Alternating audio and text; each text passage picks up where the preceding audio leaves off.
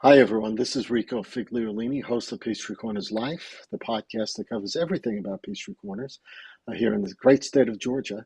Today, we have a special guest because it's Artist Month, right? Wesleyan Artist Market will be held the end of this month. And so we have one of the featured artists here today to talk to us about her art and about Wesleyan Artist Market. But before we get to that, I wanted to thank one of our supporters, EV Remodeling. Content is supported here by community-minded companies and organizations like EV Remodeling that help us produce editorially independent content. They're companies that underwrite us in additional ways beyond print advertising. And Eli from EV Remodeling has come on board as a great sponsor of ours, not only for the magazine, our new launch of a new magazine coming out in May called Southwest Gwinnett Magazine, but as well as these family of podcasts. So I want to thank them for their support. To find out a little bit more about their work and the philosophy of design your space to design your life, check out Eli's website at evremodelinginc.com. So thank you, Eli. Appreciate your support. I want to bring on our artist. Hey, Elizabeth, how are you? I'm good, thank you. How are you this morning? Good, good. You're one of three artists that we're profiling in the latest issue of Peachtree Corners magazine. That should be hitting the mailboxes this weekend. I got mine yesterday. Did you really? Good. I The did. post office is working overtime then. That's Yes. good. That's great. And that was written by Patrizia Winsper, who's done some great work, and she's done, I guess, the articles of profiles of artists for the last 3 years running for us. So, and I do appreciate you being on our podcast. I think there were two students that we had from Wesleyan Artist Market just a few weeks ago on our podcast to talk about their work. So it's good to have, you know, I mean, you even not only are you an artist, but you work for Wesleyan School as well, right? So I tell do. us I'm some the of, elementary art teacher. And right? so some of the students that are now participating as artists were some of my students when they were much younger. And it's so amazing to be able to watch their talents grow and to see their inspiration and to see kind of just the direction that they take. And some of them may choose to continue on with design and with art. But they're all just so incredibly talented that's one of the cool things about this art Hmm. show is that Yeah, you do get to see some emerging artists, as I will, and the community gets to celebrate the arts here in the springtime and see such a variety. yeah. Interestingly enough, I mean, some people, they think art is just paintings, drawings, and maybe pottery, but there's a whole world out there of stuff. I mean, one of the kids does seamstress work and creates through fabric, creates her art. Yes. Yeah. And, So, you think about our world nowadays with social media, there is mhm, so much visual yeah, communication. yeah, And we are all drawn to things that are attractive or have something that connect with us. Well, that's an artist who designed it. yeah. So From their perspective and what they see, the experience of creating the art. Um, exactly. I think one of the things Patricia quoted you about is that art. If you want perfect, you buy the manufactured pieces. There are 1,000 molds, just make the Exactly. pieces, right? Exactly. Because it was interesting to just to read that article about the way you work and the way pottery, the way glass, the way artwork in when you're firing up artwork even. Um, how number one, it could be explosive in so many different ways, right? Yes, exactly. And And it can very also, unpredictable. yes, unpredictable. Where you might start out with what you think is a blue, and chemistry and fire will show you that no, it's a red. Yes. Um, right? And So, within the pottery world, there are, and specifically what I was talking about there was talking about Raku, which Raku is mhm, very environmental and that's where it's more unpredictable. In an electric or a gas kiln, which is the firing process, it is more predictable. And the chemicals that go into the glazes, the mhm, range that you could get. So speaking of this particular range in the Raku firing, I know if I don't put it in reduction, which is putting in one of those containers where there are combustible materials and you put a mhm, lid on it. And so the fire sucks out, uses up the oxygen, sucks out certain particles, certain minerals in the glazes. You kind of right. know the range that you're going to get, Mhm, but it is still unpredictable, and where that range is going to hit, like where's there a hot spot in the fire, and Right. that sort of thing. And so whether your item is in the top of the kiln or on the bottom of the kiln, Mm, how okay. fast it Right. cools, how Right. fast you put it in reduction if you're doing raku, all of that impacts the coloration and where it's going to be. Yeah. So you can know a range is basically what you're going to get, but it's unpredictable. Amazing. It's so when people see movies where people are making pottery and stuff, and Yes, then they have to they have to kiln it. They have to like bake it, if you will. Yeah. exactly. Right. And so one of the things, that movie, everybody thinks of, gosh, there was that one movie with Demi Moore and Patrick Y- Swayze, Yeah. and Yes. Yes. it really is very kind of sensual and Mhm. informing it, and very meditative, very Yes. cathartic. And so Right. that part was so true. Ghost, that was the Yeah. movie. That part Ghost. All right. is so Yeah. true. And it Yeah. just, the feeling of it, you just really can get lost in what you're doing. I would And imagine. that's Now, just you do your work at, I think if I understand correctly, at Sproul Art Center. I do, mostly because in my classroom here at school, I don't have a wheel. It takes more strength, and so that's gonna be in the upper levels, and so I do hand building with my students, and that's where they make pancakes and turn it into something. They Mm, form a what's called a pinch pot, which is, centuries old process of starting with a ball and then forming it with your thumbs and your hands to right. form a pot. Then you can do coils. That's the way we work here, and that's learning the fundamentals of clay. And that's Sure. what I started with when I was learning clay as well, was learning the fundamentals of hand building. And then I went into the wheel or throwing pottery, and that takes a lot of strength. And the key to that is really being able to center your clay. Mhm. So trying to get it completely in the middle and get it smooth, and that takes a lot of practice and skill Yeah. and strength. I would imagine if you didn't have a good day, going to do that may not turn out well, or could turn out well, I guess. Exactly. Some days you get to the wheel and you're just like, wow, things are just not quite working today.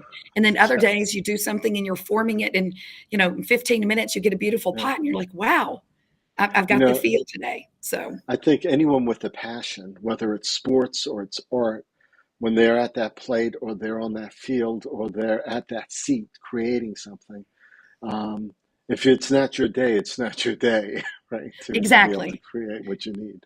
Yeah, we Yeah, really do. We have days where somehow it's all clicking, you're focused, you're in a feel, and yeah, you keep going. And then other days you decide it's time to clean your bucket and yeah. go something else. Now being you've had experience in different artwork through the years. I understand that you moved here to Peachtree Corners maybe about 28 years ago. Yes, I Um, did. I've been in Atlanta since 87. And okay, so, but I was in the Dunwoody area as opposed to up here in Peachtree Corners. gotcha. So, and I did many different art forms through the years. Hmm. One thing I did a lot of heirloom sewing, hand Okay, embroidery, hand dyeing antique laces and things like that. all right. Okay, And, and I've done what is some it? painting. Okay. So, but you're settling on the work you're doing now, and what is it? I would say pottery, but what? How would you describe it? Like the work, Yeah, actually. pottery. I love finding beauty in functional items. I'm not as Okay. much a sculptor so I'm not looking for abstract, even though some of the raku pieces are more decorative than they are functional due to Hmm. their surface nature. But Right. I just love having beautiful functional things around, and that's kind of what got me started, is wanting to be able to make those things that I could envision in my head. And little bowls on the counter that you want to put your recycling in or something, just that simple kind of stuff. But I wanted something Right. really pretty, and I wanted it sort of organic. I didn't want it,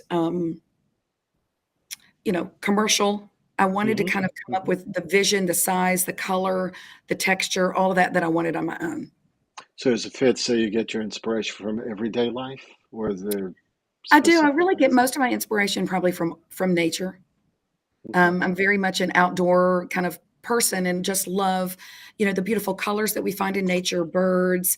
The ocean is a big inspiration, and that's one of the things that I'm constantly trying to replicate in my glazes is kind of just coming up with those colors of the ocean and the blended colors. So not really a solid, but blended, and textures from nature like bark and Okay. yeah. So that must be difficult because, talking about the color before and how chemistry is a big part of this and fire and heat and being able to stop the reaction. Um, how, is that does it get easier with experience or is it still hit or miss to where you It feel gets easier that, with experience, but there is some hit or miss to it. You've just got to know that there's a certain amount of unexpected and kind of not danger, but Mhm. there's always the risk. That's what it is. There's always the risk that a piece is going to crack and that you're not going to get the color that you Right, want to. But then with right. experience, you realize it's just clay. I can make it Uh-huh. again and I can try again. And sometimes you get happy accidents where it might not Right. have been what you were planning for, but what you Hmm. ended up with was beautiful in its own right. A And so you delightful have to be willing surprise. to exactly, it's just like life in that sense, and that you've got these plans, but it doesn't always work out that way. But Mhm. if you're open to what you get, often it's so much more beautiful. So do you find yourself sometimes driving or doing things and then all of a sudden think to yourself, darn, next time I think I'm going to try to put horsehair on the layering of the pot to see if that burns off and becomes. Do you think like that? Is that something you do, like in the Yes, middle of? yes, but I certainly cannot claim to have inspired and created that process of the horsehair. Believe that goes back hundreds of years, I believe, in Japan. So no, I don't claim that, but I would love to Yeah, say, you know what? I'd love to do this and see what would happen if I do this. right, And right. maybe if I put just a little, or if I put a lot, or if I do this kind of a shape, how is it Hmm. going to change? Now you have young kids you're teaching, and they're I am going through the teacher. process, right? Yeah, my children, my students are young kids. My children are in their late 20s. Okay. So clear. Um, and yeah, that's what I meant. Your students at Wesleyan. Yeah. Um, but and I grant that they're doing the basic work. But do you find that some of the students that come back to you have done more, have done other things? Oh, absolutely. Absolutely. Where they get to go on and they learn more and they experiment more and they develop more skills and develop their confidence to Hmm. be able to go in the direction that they envision. It Hmm. takes a lot of confidence for children to risk failure to be able to Right. create art, because you got to Right. fail a lot of times, as we all know. And Yeah. so, to be able to see them when they get up potentially to their AP art and they do it Mm. in AP 3D art. I mean, there was just a special student a couple of years ago, and he's at Kennesaw, and he was just making some glorious things and just getting so intuitive with his forms, and then how he was altering those forms to represent an idea that he had was just so heartwarming, and that is just exciting to see.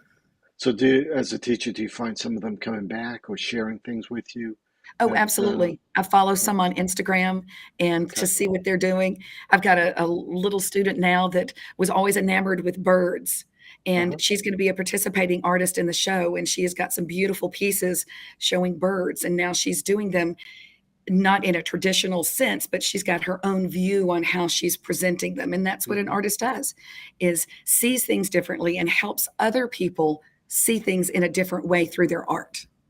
Right. So, and the kids that you teach now, how old are they? What age Kindergarten range? through fourth grade. Oh, okay. Kindergarten through fourth grade. That's definitely a certain perspective, It- different from high schoolers or middle schoolers, I'm sure.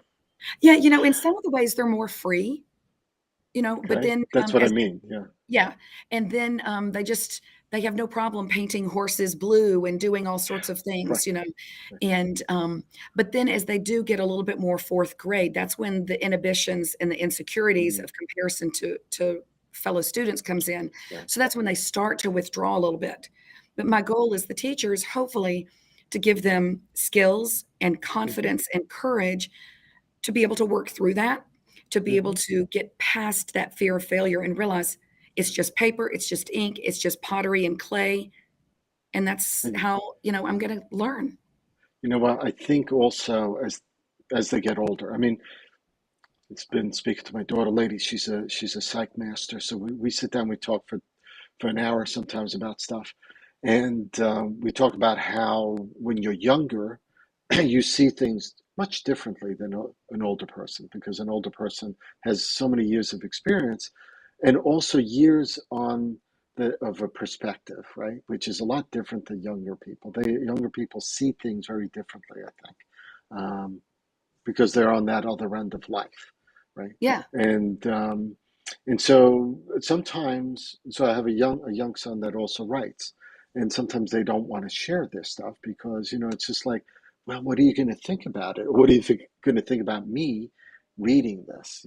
Yeah, you're opening Or yourself up to right? being vulnerable to people, and that Yeah, opens yourself up for judgment. It opens right, yourself up for failure, and it brings out the insecurities that we all right. inherently have.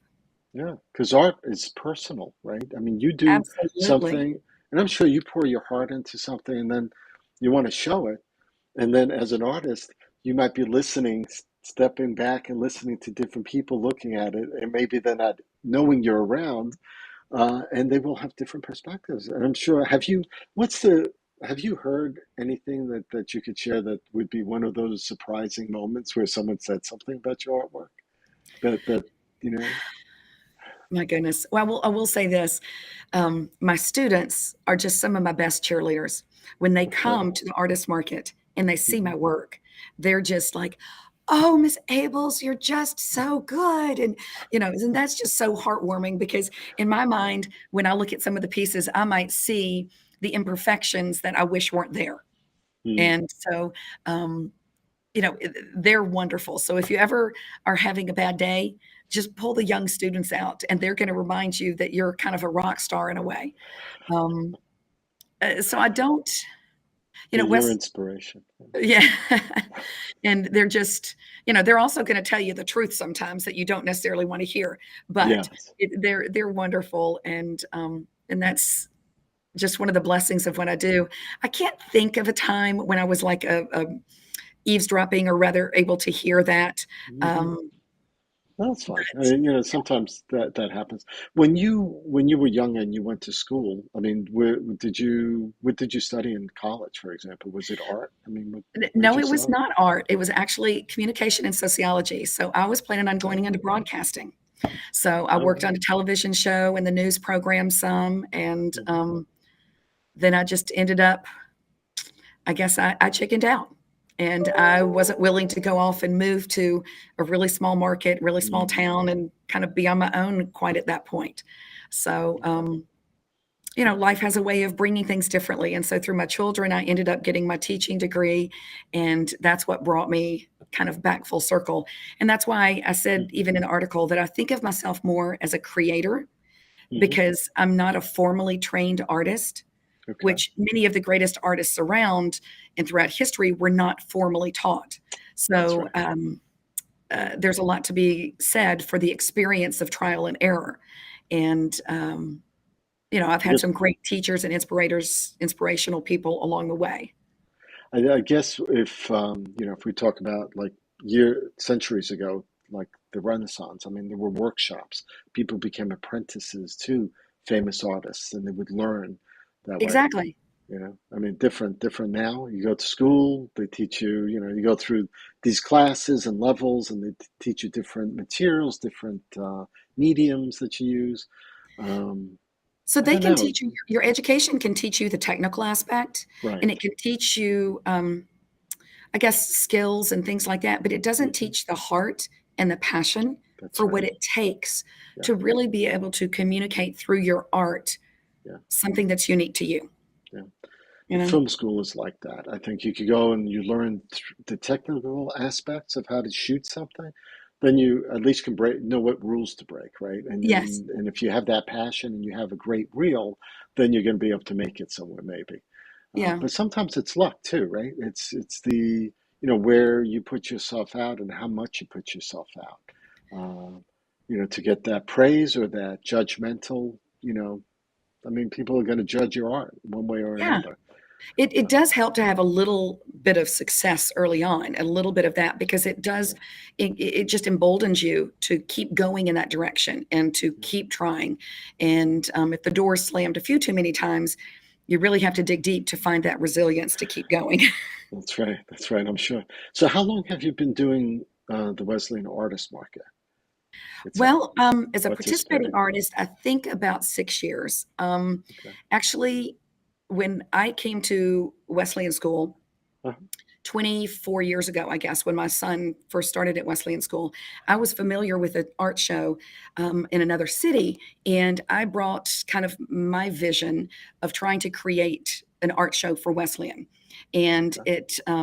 so I actually started the art show. So for the first 5 years, I Oh, was the chair of the art okay. show. Okay. And then I took a hiatus and then I came back as working here. And then I became a participating artist. So I Huh. went from being a customer, the founder, customer Oh, that's still, awesome. right? And now I'm a Right. participant artist. Wow. Okay. I didn't know that. Didn't know that about you. Yeah. That's good to know. So, but now, do you do any exhibition work or, showings outside the artist market, I outside the, don't, and the main reason why is I am not a high production potter because this okay, is not my full-time job, and so sure, I just don't have enough time to create the inventory that I need to go hmm, do some of the other area art shows. gotcha. So I find Wesleyan and the Wesleyan art community, they get my first shot. They get my attention. Do you have an Instagram account or use Etsy for your stuff? You know what? I am developing my Facebook account, so I'm gonna have Okay. Facebook Marketplace. Oh, okay, And then cool, eventually I cool. will get to Etsy. It's been on the to-do list, but Yeah, again, keeping up with the production of it is just yeah, the yeah, challenging part. yeah, for sure. Etsy and social media has made it great for artists, right? To be able to share their artwork, be able to find followers that are interested in the pieces that the artists produce. So it's a great time for young artists, I think. It There's is. so What much an more. amazing Yeah. yes, it is really, especially during this pandemic, it's been able to keep Oh, the arts yeah, going and yeah, keep people connected, and, yeah, yeah. for sure. And technology is just making it easier to be able to even be able to see things in a three-dimensional way versus just a flat piece of art, like image on the screen. There, Yes. it's becoming less expensive to create your artwork in a way that people can flip it and look at it at their leisure versus, let's say, video.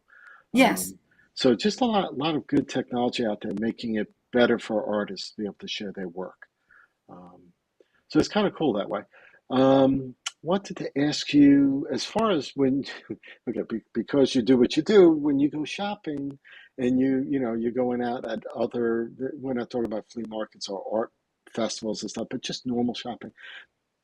Do you see stuff that inspire you? Do you see things there that says to you, why is this even being sold? Like, Sometimes I see the things that are, "Why is this thing even being sold?" Yes. Um, but again, I do definitely see some things. I love, Italian pottery, and I okay, love that earthiness and that look of that, and I see things and I keep thinking, I want to be able to achieve that color in my pieces sometimes because I'm so drawn to color. And there are certain colors that are really difficult to get in the glazes. Just and so I keep looking for the perfect color and keep looking as I create my art and try and develop more and more patience with yes. trying to take the time to create and to fine tune, particularly the glazing process. Yeah. So I Do do. you do you do sample glasses? That was just hitting me as you were saying that, and we talked about chemistry before. When you're creating the chemistry for these glazes, if you will, do you Yes. test do you test fire some samples? Yes, you really should, mainly because to get the layering and to see how they're going to react with each other.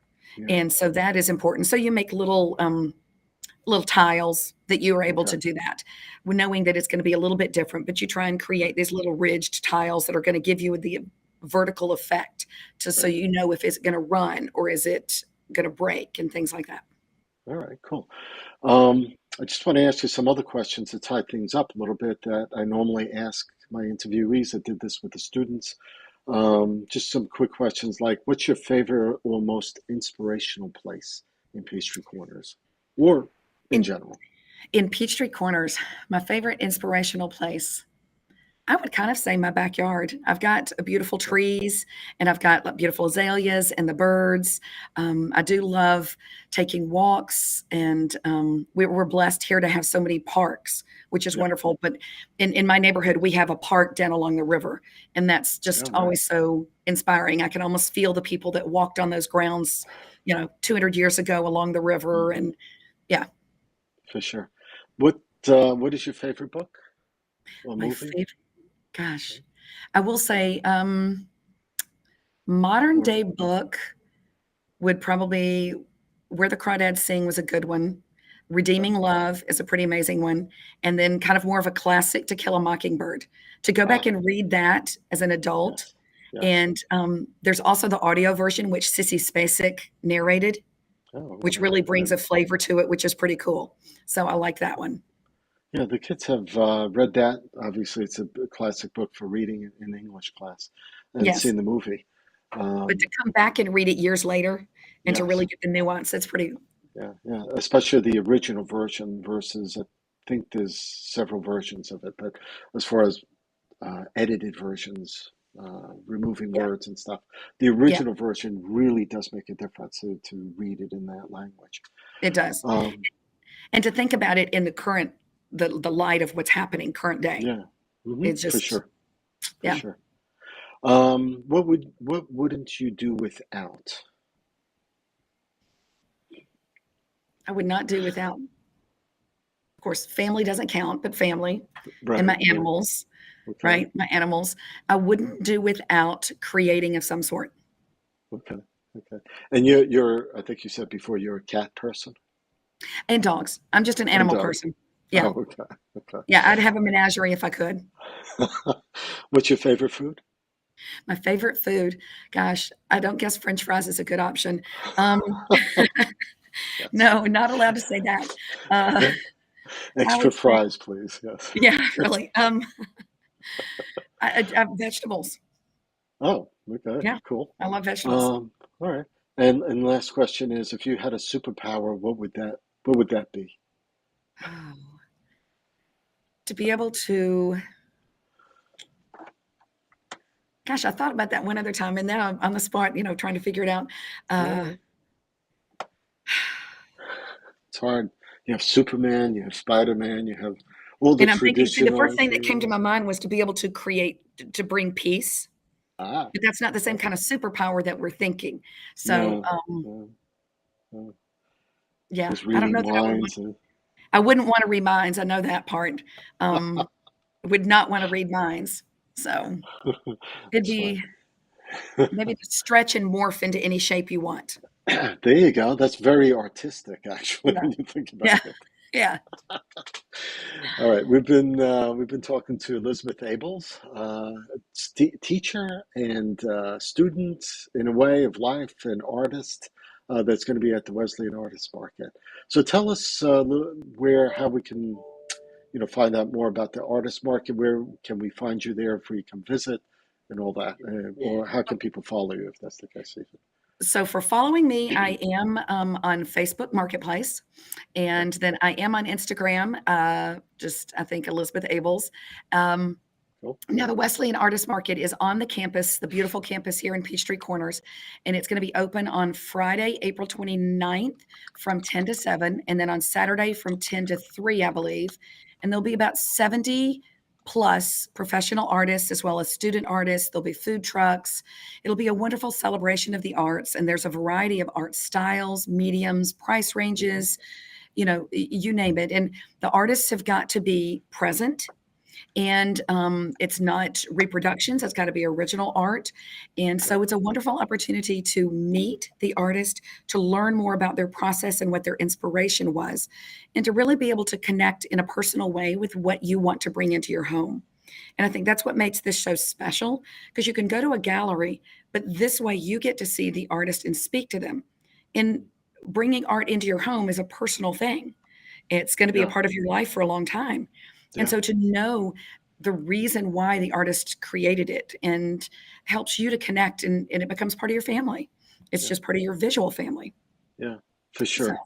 Yeah, you need that background. You need that understanding of how that art came to be. It is Friday, April 29th from 10 a.m. to 7 p.m. There's some special events that day also.